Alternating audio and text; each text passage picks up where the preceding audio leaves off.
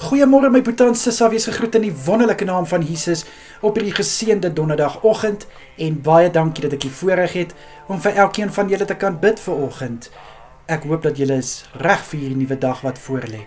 Kom ek bid vir ons. Vader, aan U alle eer, lof en heerlikheid. Ek kom na U toe in die wonderlike naam van Jesus. Baie dankie, liewe Here, vir 'n nuwe donderdag wat in ons lewens toegevoeg is. Dankie Here dat ons gespaar is om hierdie donderdag te kan betree.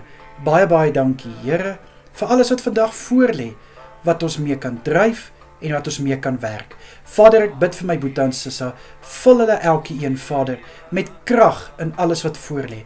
Ek bid vir wysheid en besluite en keuses wat moet gemaak word. Ek bid dat elkeen 'n goeie dag sal hê, Here.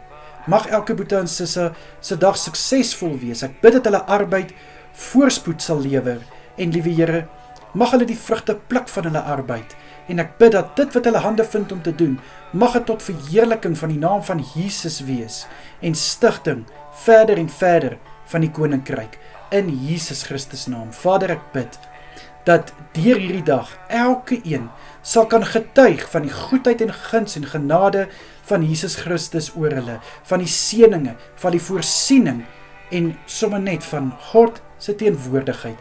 Bid ek dat dit getuienisse op getuienisse sal lewer in Jesus naam. Vader, beskerm asseblief elke boetie en sissa vandag en hou vir elkeen veilig waar hulle ook al gaan en wat hulle ook al moet doen. In die lieflike naam van Jesus Christus is dit my gebed vanoggend vir elkeen. Amen en amen.